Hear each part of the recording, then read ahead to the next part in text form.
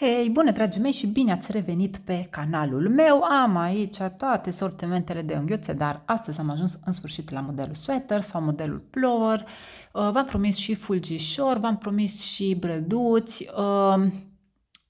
O să le fac, o să vă arăt idei și modele și de brăduți și fulgi de neau, o să vă arăt și stickere, am văzut doar, încă nu mi-am achiziționat, dar deocamdată vreau să vă arăt un model plover. Aici am construcția, încă nu știu în ce ordine o să încarc filmulețele, dar o să încerc să le încarc în ordinea în care le-am făcut ca să înțelegeți ceva. Mi s-a rupt construcția cu poligelul transparent și mi-am făcut o construcție cu poligel alb, Venalisa. Aici am construcția pe care v-am arătat-o, că încă aveam parte liberă, aveam și un pic de parte liberă și acum mi-am aplicat un strat de ojă semi pentru că în 2-3 zile o să încerc să fac un alt filmuleț și să am de unde să mi s-a părut unghia destul de subțiată și să am de unde pili, iar pe cele două unghiuțe am poligel pus peste unghiuța mea și foarte puțin prelungit. Bun, asta așa ca un rezumat, să știți ce am eu, mai multe variante de baze pe unghiuțe. Nu am mai fost nevoie de adăugare pentru că nu au trecut multe zile de când mi-am pus această bază și o să o mențin, nu mai adaug. Bun, și astăzi vreau să vă arăt modelașul acela sweater sau plover, nu știu cum vreți voi și cum preferați voi să-i spuneți, doar cu oje de pe AliExpress. Și nu numai, pentru că albul este acela de la Emi White Lotus 001, care îmi place mie foarte, foarte mult. Și o să încep cu albul.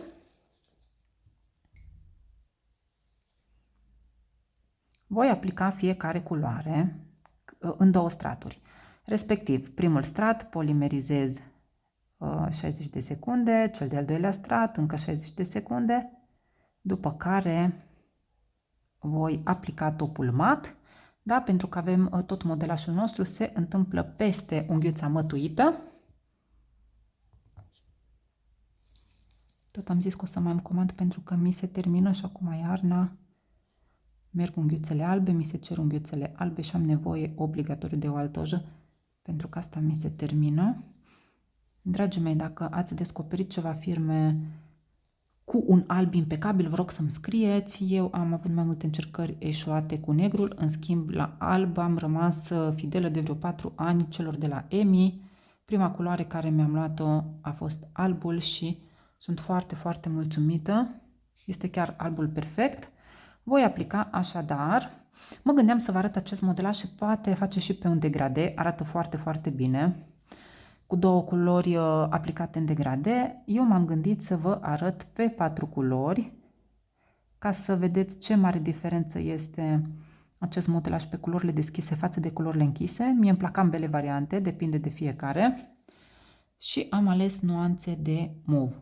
Acesta este un nud mai mult, cu tentă de mov, care mie îmi place foarte mult. Eu l-aș folosi iarna pe diferite modele.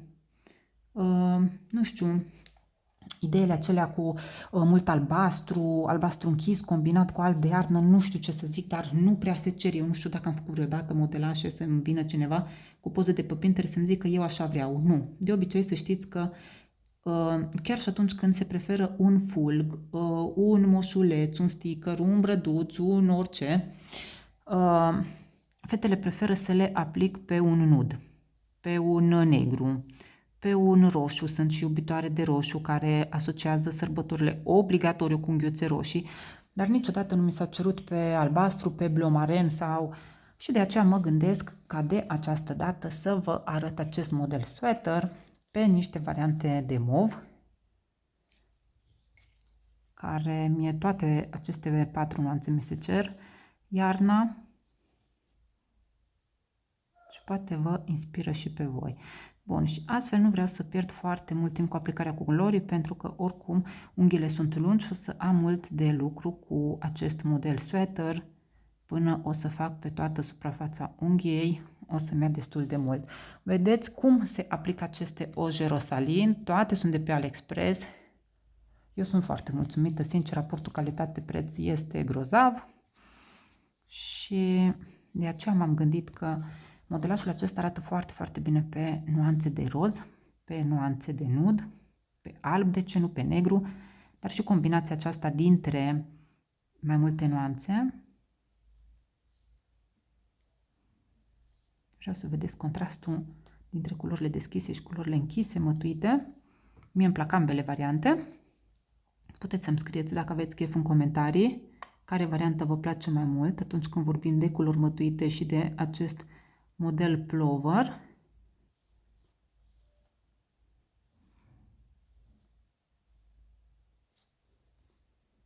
Bun, cam acestea sunt cele 4 nuanțe. Le polimerizez 60 de secunde, o să aplic și pe unghiuța mare la fel. Le polimerizez 60 de secunde, pe unghia cea mare am aplicat doar un strat de bază semi. Polimerizez 60 de secunde, mai aplic un strat și revenim. Bun, să vă arăt puțin culorile lucioase, pentru că imediat le voi mătui și se vor schimba. Categoric am ales la această manicură oje care mie îmi plac foarte, foarte mult, toate nuanțele îmi plac.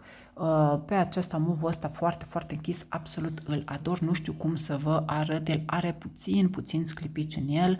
O idee, se vede parcă negru la cameră, nu se vede chiar move, el este oarecum să apropiu mai tare. Lampa, el este un mov foarte închis, nu este negru, are niște particule foarte, foarte finuțe de sclipici. Bun, și voi aplica foarte repede topul mat și se va schimba întreaga poveste. Clar îmi plac aceste unghiuțe și lucioase, dar de această dată le voi mătui, voi polimeriza 60 de secunde și după care începem modelașul de plover. Bun, dragii mei, am polimerizat 60 de secunde și acum, întrebare de 10 puncte, cum obținem noi efectul mat după ce am aplicat topul?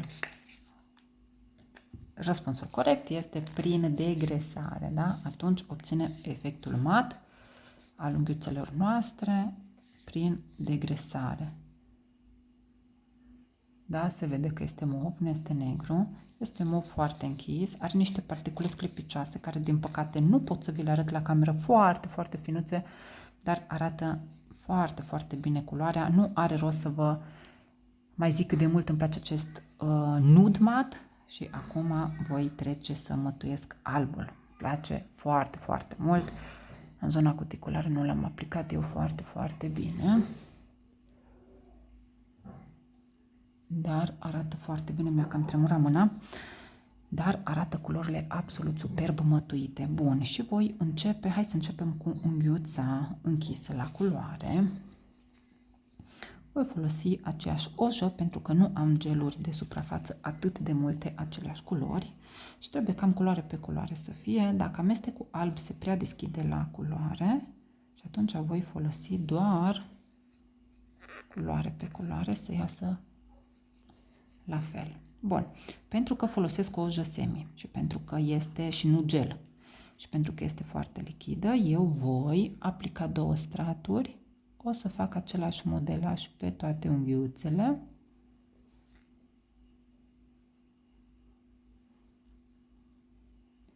Model destul de clasic, să zic așa, pentru acest modelaj, dar care mie îmi place foarte mult și mi se pare că se potrivește foarte bine pe toate unghiuțele.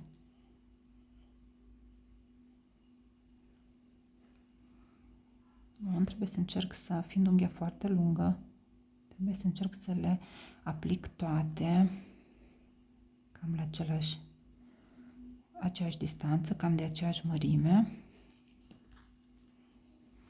Nu era rău dacă îmi puneam ojă pe ceva, pentru că am nevoie de o cantitate destul de mare.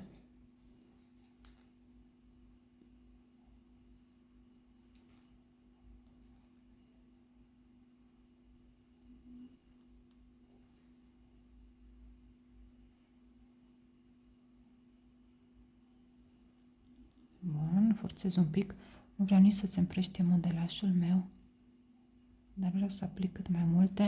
Neapărat trebuie să polimerizez. Îmi voi pune lampa pe 15 secunde, să polimerizez tot câte 15 secunde.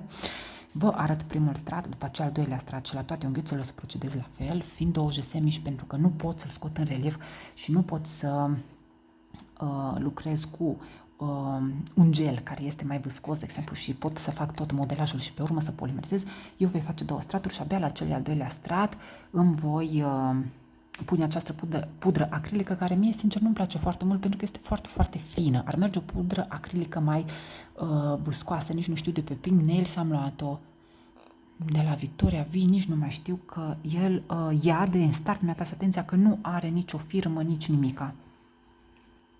De la Spectrum, oricum, destul de costisitoare a fost și am fost destul de dezamăgită că nu are niciun sigiliu, deci poate fi cumpărată și de la chinezi și să o vândă site-urile. Este foarte, foarte fină, nu sunt eu foarte prietenă cu ea, dar este singura care o am. Bun, și am polimerizat primul strat. Da, și pentru că vreau să fie mai în relief, nu știu cum să arăt această pudră, este chiar exagerat de fină. O să o folosesc pentru că doar pe aceasta o am. Dar aș prefera să fi fost mai viscoasă. Bun, și vreau ca măcar modelajul ăsta să-l mai aplic încă o dată, să fie puțin mai în relief, după care o să aplic pudra, după care voi polimeriza cu tot cu pudra și îndepărtez.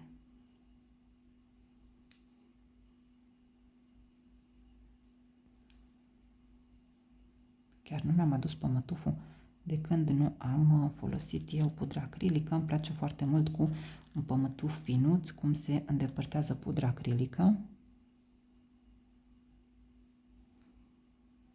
Bun, încerc să mă mișc foarte repede, să nu mi se întindă. Și foarte, foarte repede și straturile de pe margine ca să pot aplica pudra și să pot polimeriza. O să am de lucru destul de mult, fiind unghiuțele atât de lungi. O să-mi ia destul de mult până o să fac acest modelaj pe absolut toate unghiuțele, fiecare cu culoarea lui. Dar într-un final eu zic că o să arate foarte bine, pentru că sunt niște culori frumoase, chiar dacă ideea este simplă, modelajul este simplu, îl putem realiza foarte, foarte repede.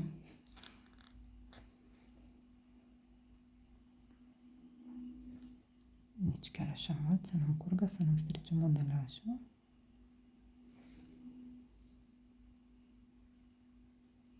Bun, voi pune deoparte pensula și foarte, foarte repede o să aplic pudra acrilică.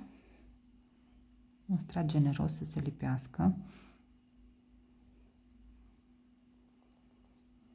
Voi polimeriza.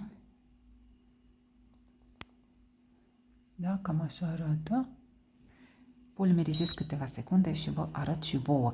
Dacă ar fi o pudră mai zgronțuroasă, o pudră mai mare, cu particulele mai mari, s-ar vedea mai bine. Acum de Crăciun, și sincer doar în perioada Crăciunului nu le merge, este pudra acrilică aceea cu sclipici.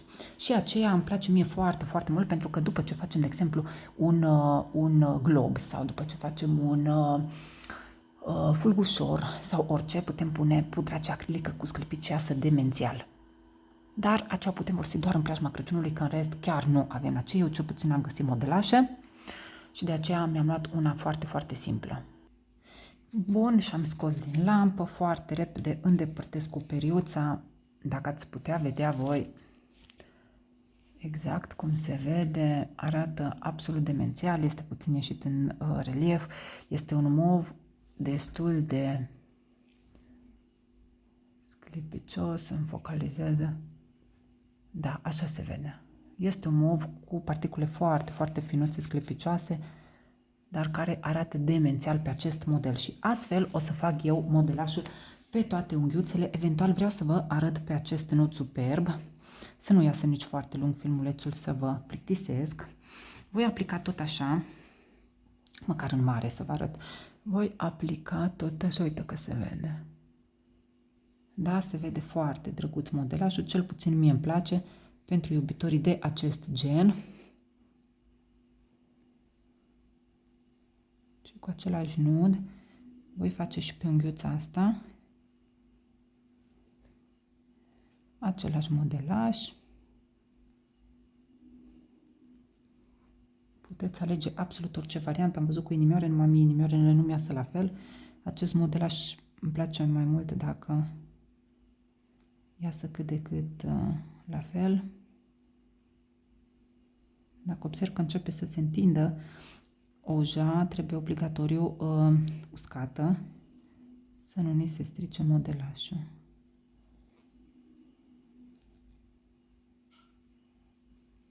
Bun, și eu vreau să o usc pentru că al doilea modelaj începea să mi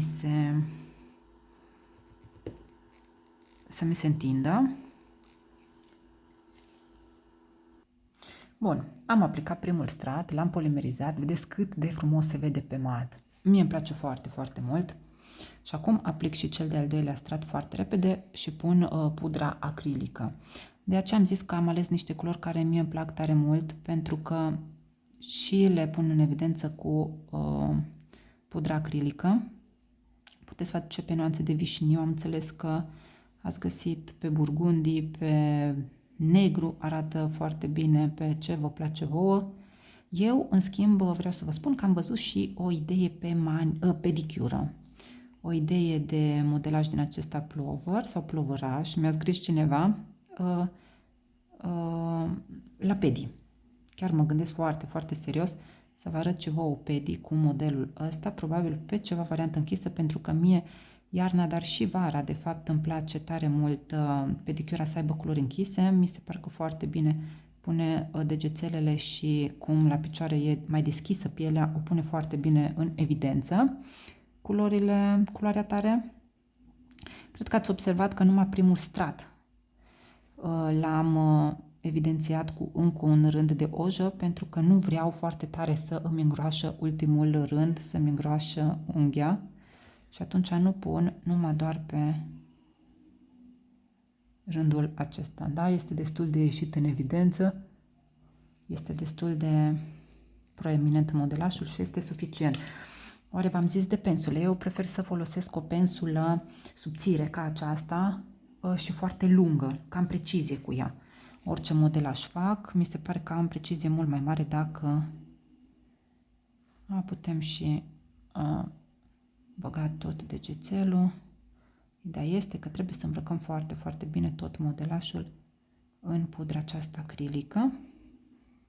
Polimerizez 30 de secunde, este suficient.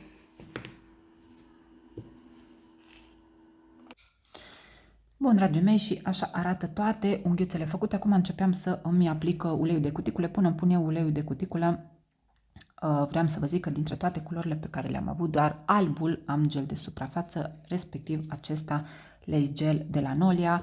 Dacă am avea toate culorile ojelor pe care le avem, ar ieși mult mai repede, pentru că se lucrează foarte ușor cu un gel de suprafață, dar să știți că am făcut de nenumărate ori acest modelaj cu oja aceasta semi, cu aceeași culoare pe care am folosit pe toată unghiuța, și să știți că a ținut foarte, foarte bine, nicio problemă nu am avut să rămân fără modelaj pe unghiuțe sau să se întâmple ceva. Bun, pe unghiuța mare nu mi-am mai făcut modelajul și rămân la aceste 4 unghiuțe pe care vreau să vi le arăt cum arată acest modelaj sweater. Nu aș vrea să ajungă uleiul pe suprafața unghiuței, pur și simplu vreau să-l hidratez puțin. Și cam acesta este modelajul meu de astăzi, dragii mei. Aș vrea așa să mă învârt pe toate părțile. Modelajul meu se numește sweater sau plover. Am lăsat, de data aceasta cred că înțelegeți de ce mi-am lăsat lungimea și încă vreau să o păstrez, pentru că altfel arată pe unghiuțele lungi, dar vă recomand să încercați pe unghiuțe scurte, pentru că arată foarte, foarte bine. Puteți face pe toate unghiuțele, puteți face parțial sau doar pe câte o unghie și tot o să arate foarte, foarte bine. Aici la unghiuța mare mi se vede puțin cum m-am rănit cu pila, dar să știți că nu simt absolut nimic, nu mă doare. Dar totuși nu e bine să lăsăm rană deschisă să intre praf, așa că îmi voi aplica în această seară cicatridina. Și acest filmuleț a ieșit cam lung, sper că nu v-am plictisit, sper din suflet că v-a plăcut ideea mea de astăzi. Am folosit culori care mie îmi plac foarte, foarte mult și cam acesta este rezultatul final. Nu un pic să-mi ridic bluzele să vă arăt sweater. Așadar, dragii mei, și sper din suflet că v-a plăcut ideea mea de astăzi. Dacă vă interesează și dacă aveți chef, dacă vreți să vă arăt pe și o pedi cum ar arăta acest modelaj, puteți să-mi scrieți în comentarii dacă v-ar place să vă arăt și la pedi și ce culori. Ce ziceți voi de un negru? Făcut acest sweater pe un negru, de ce nu pe un roșu, sau pe un burgundi, sau mă gândeam la un blomaren. Îmi place foarte mult cum arată albul, nudul, toate culorile îmi plac. Sper că v-a plăcut ideea mea de astăzi și așadar, dragii mei, dacă aveți chef să vă mai arăt și o pedi cu acest modelaj, eu cu mare drag o să fac un filmuleț cu pedi și pot să vă arăt. Bun. Cam asta a fost ideea mea de astăzi, sper că v-a plăcut și vă mai aștept cu mare drag, vă mulțumesc că vă abonați în număr tot mai mare și sper să fac idei tot mai interesante și care să vă fie de folos, să vă inspire și să vă ușureze munca voastră de zi cu zi, pentru că să știți că eu fac mai multe experimente, cine nu a vizualizat toate filmulețele mele, eu fac multe experimente așa de-a lungul timpului, încerc destul de multe produse noi și o să vă arăt și vouă de fiecare dată când mi se întâmplă ceva. Pupici!